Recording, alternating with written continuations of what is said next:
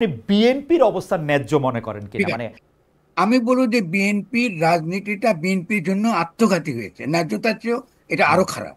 ওকে। BNP তো ন্যায্য নয়, একটা গণঅভ্যুত্থান হয়ে গিয়েছে। ফলে গণঅভ্যুত্থানে জনগণের যে জনগণের যে অভিপ্রায়, এটাকে বিএনপি একদমই সম্মান করেনি। বিএনপি এসে বলতেছে আমাদেরকে 3 মাসের মধ্যে আমাদেরকে নির্বাচন দাও। ফলে এটা তো হতে পারে না, একটা গণঅভ্যুত্থান হয়েছে শুধু নির্বাচনের জন্য না। এবং ক্রমাগত এই আজকে যে আমরা ডক্টর ইউনূসের যদি আমরা সমালোচনা করি, তাহলে তার সমালোচনা পুরোটাই কিন্তু বিএনপির ঘাড়েও পড়ে। কারণ বিএনপির যে পরিমাণ চাপটা দিয়েছে ডক্টর ইউনূসকে নির্বাচনের জন্য, যার ফলে ডক্টর ইউনূস অনেকগুলো একটা পর একটা ভুল করেছেন। কারণ রাজনৈতিক দলগুলো জনগণের প্রতিনিধি নয়। গণ অভ্যুত্থানে পরে আমাদের দেশে অনেকগুলো কনসেপ্ট আছে ডমিনেন্ট, যেগুলো আমাদেরকে ভাঙতে হবে। রাজনৈতিক দলগুলো এই যে নিউ লিবারেল ইকোনমিক পলিসিকে আমরা বলতে পারি এদের অনেক অধিকাংশই মাফিয়া এবং লুটেরা শ্রেণীর প্রতিনিধি। কারণ আপনি কখনোই সাধারণ মানুষ এই এই আপনাকে 5 কোটি 10 কোটি 50 কোটি টাকা দিয়ে তারা কিন্তু আপনার এই নির্বাচনে তারা অংশগ্রহণ করতে পারবে না। ফলে আপনি যখন এই নির্বাচনের কথা বলেন, এখন বাংলাদেশকে গঠন করবার প্রশ্নটাকে বাদ দিয়ে আপনি স্বভাবতই এই পুরো গণঅভ্যুত্থানের বিপক্ষে দাঁড়ান। ফলে বিএনপি তো ন্যায্য তো হওয়ার প্রশ্নই আসে না। বিএনপি আগাগোড়াই গণঅভ্যুত্থান বিরোধিতা করেছে এবং গণঅভ্যুত্থানকে নস্যাৎ করাটা ছিল তার রাজনীতির প্রধান লক্ষ্য।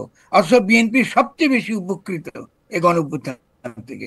আজকে দেখুন, আজকে যে পরিমাণ সম্মান আপনার খালেদা জিয়া পেয়েছেন, এবং একই সঙ্গে যে আপনার কি বলে আমাদের তারেকের উপর যেসব মামলাগুলো ছিল, সে মামলাগুলো তো উঠে গেছে। ফলে গণ অভ্যুত্থানে কিন্তু নিট কিন্তু যে ফল এটা বিএনপি পেয়েছে।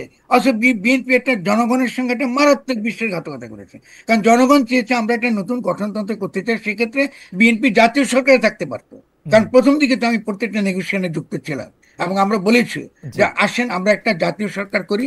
এবং শুধু তাই না, আমরা একটা কি করি, আমরা একটা এক ধরনের গার্ডিয়ান কাউন্সিল করি, মানে আমার রিকনসিলিয়েশন এবং রিকনস্ট্রাকশন কাউন্সিলের মতো, অনেকটা আপনার নেলসন ম্যান্ডেলার মতো। বলে আপনারা থাকেন ওখানে এবং মন্ত্রণালয়গুলোকে ছেড়ে দিই, মন্ত্রণালয়গুলো চলুক, এবং ওখানে থেকে আমরা একটা বাংলাদেশের জনগণের জন্য যেটা ভালো একটা গঠনতন্ত্র আমরা করি। যেহেতু 72 সালে আমরা একটা গঠনতন্ত্র প্রণয়ন করতে পারি নাই, কারণ শেখ মুজিবুর রহমান এসে তিনি ওই পাকিস্তানি যারা নির্বাচিত হয়েছিলেন তাদেরকে তিনি ফরহাদ ভাই, একটু একটু যদি মানে ধাপে ধাপে মানে কারণ অনেক বিষয়ই হচ্ছে হয়তো আমি ঠিক পুরোপুরি বুঝতে পারতেছি না, সেজন্য একটু একটু জিজ্ঞেস করে করে যাই যে বিএনপি, আপনি বলেছেন যে বিএনপি গণ অভ্যুত্থানকে নস্যাৎ করতে চেয়েছিল বা গণ অভ্যুত্থানের সুফলটা আসলে যাতে মানুষের ঘরে না আসে, জনগণ যাতে না পায়, সেই ক্ষেত্রে তারা, কিন্তু এটা কেন করবে? বিএনপি তো আসলে আপনি যেটা বলেছেন সেটা তো ঠিক, এই গণ অভ্যুত্থানের সবচেয়ে বড় বেনিফিশিয়ারি তো তারা আসলে, মানে তাদের চেয়ে বড়, তারা জেলে ছিল, তারা দেশে আসতে পারে নাই, তাদের শীর্ষ নেতারা, তারা তারা মামলা মোকদ্দমাতে জেরবার ছিল, মানে এক একজনের বিরুদ্ধে অনেক মামলা করে বসে। আমরা তো সকলেই তার জন্য বিএনপির প্রতি সহমর্মী, আমাদের কোনো অসুবিধা নেই। কিন্তু তারা এটা কেন করবে, মানে গণ অভ্যুত্থানটা নস্যাৎ তারা কেন করতে চাইবে, বা এটা সুফলটা তারা নস্যাৎ করতে চেয়েছে ভেরি সিম্পলি, যেহেতু তারা লুটেরা মাফিয়া শ্রেণীকে রিপ্রেজেন্ট করে। আমরা এই বিএনপি তো আপনার ইয়ার আমাদের যে জিয়াউর রহমানের বিএনপি তো না, এটা এটা তো খালেদা জিয়ার বিএনপি তো না। ফলে এই বিএনপি তো আর আমরা আগের সেই বিএনপি কে ভেবে বিচার করতে পারবো না। এখানে যারা এখানে পুরো বিএনপি যারা পরিচালনা করে, তাদের মধ্যে অধিকাংশ আপনি এস আলমের গোলাম, অনেকে অনেকে বসুন্ধরার সঙ্গে যুক্ত, অনেকে নানান রকম লুটিয়া মাফিয়া শ্রেণীর স্বার্থে। ফরহাদ ভাই, 2001 থেকে 2006-এর বিএনপি খালেদা জিয়ার বিএনপি ছিল, 2025-এর বিএনপি খালেদা জিয়ার বিএনপি না, মানে কি মৌলিক পার্থক্য? যদি লুটেরা মাফিয়া শ্রেণীকে রিপ্রেজেন্ট তারা করে, তাহলে তারা তখনও করছে, এখনো করবে, মানে ব্যাপারটা তো তখন করে নাই, এখন করবে, ব্যাপারটা কিরকম? অনেক অনেক পার্থক্য আছে, আমাদের হিস্ট্রি ভুলে যাবেন না। যেমন আজকে আজকে যদি আমরা বলি যে শেখ মুজিবুর রহমান তো বাংলাদেশের যে আন্দোলনে তিনি তো একটা একটা সামনের সারির একটা মানুষ ছিলেন। আজকে ধরুন বাংলাদেশের যে আমাদের যে বাংলাদেশের একটা একটা জনগোষ্ঠী হিসেবে তার যে চেতনাগত দিক, এটাকে বিকশিত করার ক্ষেত্রে তার তো একটা অবদান আছে। বাংলা ভাষা এবং সংস্কৃতির প্রশ্নটাকে নিয়ে এসছেন। ফলে এই শেখ মুজিবকে, আর যিনি বাকশাল করেন বা যিনি শপথ ছাড়া প্রেসিডেন্টের পদ গ্রহণ করেন, তাকে তো আপনি এক করে ফেলবেন না, আপনি তো অবশ্যই সমালোচনা করবেন।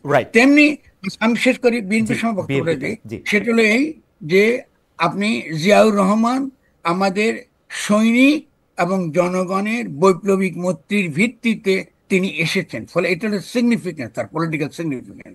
এই জিয়া রহমান এসে বাংলাদেশের অর্থনৈতিক সম্পর্কে এবং একই সঙ্গে সঙ্গে এই আঞ্চলিকভাবে বাংলাদেশ কি করে তার নিজের স্বার্থ রক্ষা করতে পারে তার একটা পথ রূপরেখা কিন্তু তার 19 দফার মধ্যে কিন্তু আমরা দেখি। ফলে স্বভাবতই তার একটা রাজনৈতিক সচেতনতা ছিল। এবং শুধু তাই নয়, আর দেখুন আজকে জিয়া রহমান এসে আওয়ামী লীগকেও রাজনীতি করবার সুযোগ করে দিয়েছে। রাইট।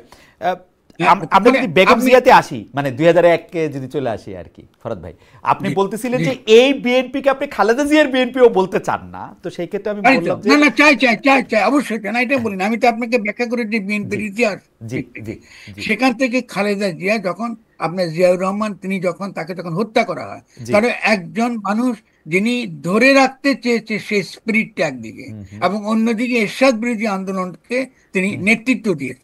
ফলে সেই খালেদা জিয়া তো আপনি এটা এটা বলে তো চলবে না তিনি ম্যাট্রিক পাস একজন মহিলা, তার তখনও মনে খেয়াল আছে কিনা আপনার, আমি কিন্তু তখন তার পক্ষে 100 ভাগ তার পক্ষে ছিলাম। আপনি 100 ভাগ, কারণ তিনি জনগণের অভিপ্রায়কে তিনি ধারণ করেন। এবং আমি এখনো মনে করি বাংলাদেশের নিরাপত্তার প্রশ্নে, যে কারণে আমি তার সঙ্গে অত্যন্ত ঘনিষ্ঠভাবে কাজ করেছি, বাংলাদেশে যদি নিরাপত্তা, জাতীয় স্বার্থ, জাতীয় নিরাপত্তার প্রশ্নটা আসে, আমি বেগম খালেদা জিয়াকে 100 ভাগ তার উপর নির্ভর করি। সেক্ষেত্রে আমি তাকে বিশ্বাস করি, তার পূর্ণ আস্থা আছে।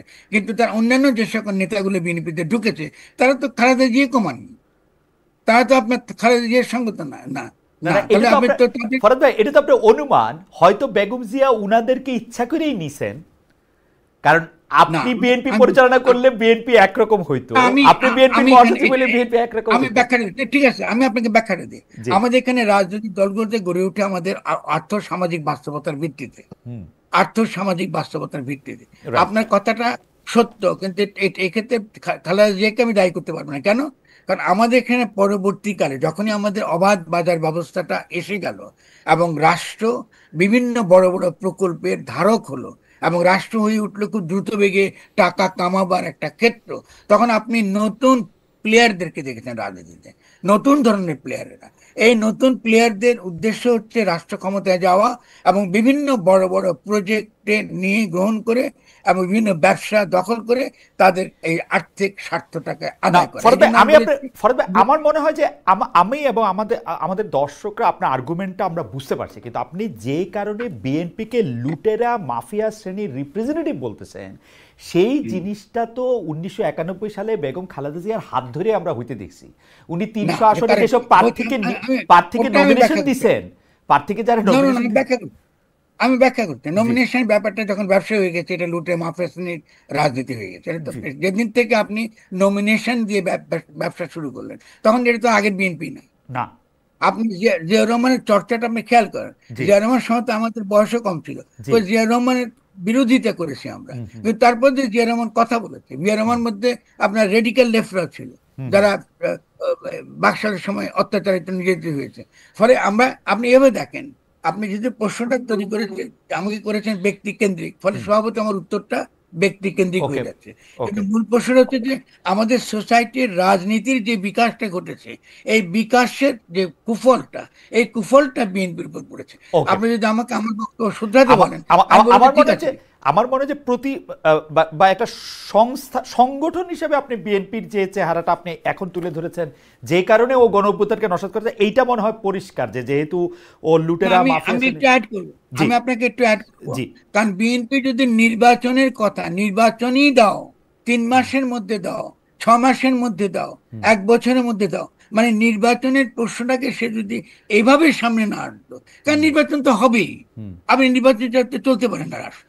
ফলে আপনি কি গণপরিষদ নির্বাচন চাইছেন, নাকি আপনি জাতীয় সরকার চাইছেন, নাকি আপনি স্থানীয় সরকার চাইছেন, এই বিষয়গুলো তো বিএনপি আমাদেরকে পরিষ্কার করে নাই। কিন্তু ফরহাদ ভাই, আমার কাছে মনে হয় আমরা যখন আপনার কাছে, আপনি নিশ্চয়ই লিখবেন এটা সম্পর্কে, তখন নিশ্চয়ই এটা তুলনামূলক বিবেচনায় দেখব যে কে আগে এটা শুরু করেছিল। ইউনূস সাহেব 5 বছর আগে থাকতে চেয়েছেন, এই ইরাদা আগে প্রকাশ হয়েছে, নাকি বিএনপি চাপ আগে দিতে শুরু করেছে, সেইটাও আপনি নিশ্চয়ই বিশ্লেষণ করে আমাদের দেখাবেন। আমি